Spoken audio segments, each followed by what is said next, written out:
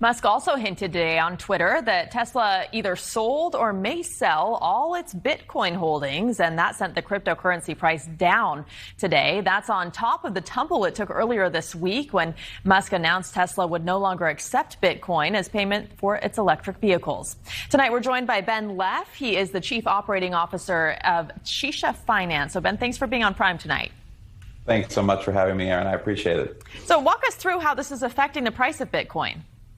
So with regards to the price of Bitcoin right now, what we're seeing a lot of, we're in the middle of what is known as a bull market. So since about January, we have really been seeing some pretty large increases in Bitcoin's price, as well as the price of other cryptocurrencies.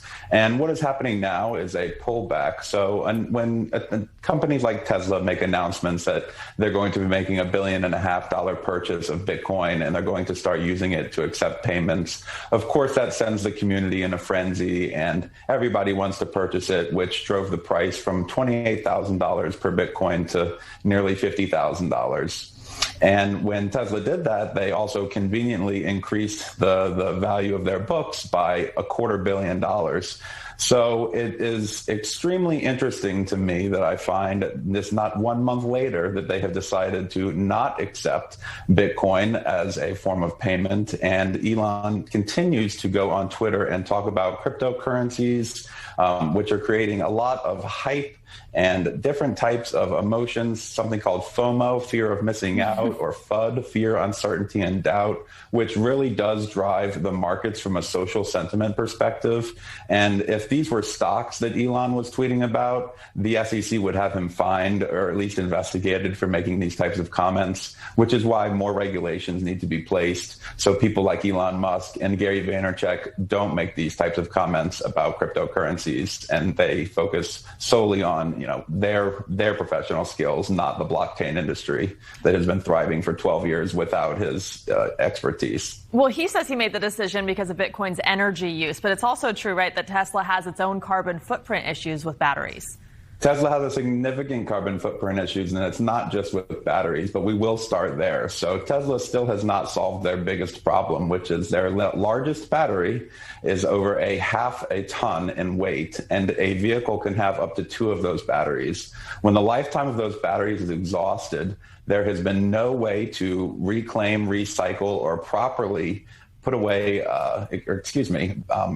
recycle or reclaim any of the material that has been used in these Tesla batteries. And in fact, there's no proper way to dispose of them in general. So although there might be an immediate kind of carbon reduction in your footprint when you're driving a Tesla vehicle, you also have to remember the carbon footprint that comes with production and the factories and the workers that are driving every day to these factories and things of that nature. None of those things are being streamlined in such a way that the vehicle itself or the company is entering anywhere near a net zero emission state.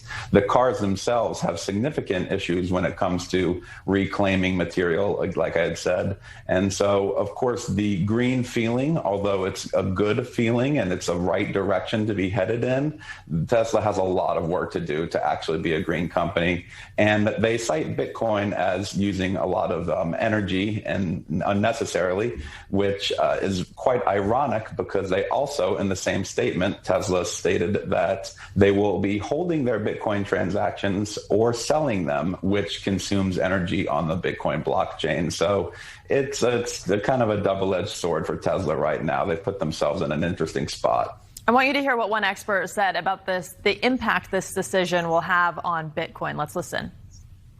I think it was a premature divorce between Elon and Bitcoin, and I'm sure that the industry will do just fine without Elon.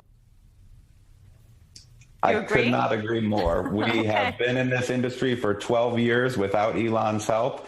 To my knowledge, Elon is not a blockchain developer. He does not know any blockchain code, nor does he have any of his own coins or tokens that he's ever created. So to my advice to Elon Musk, continue producing things like Tesla and SpaceX, but leave the blockchain cryptocurrency space to the experts. Thank you.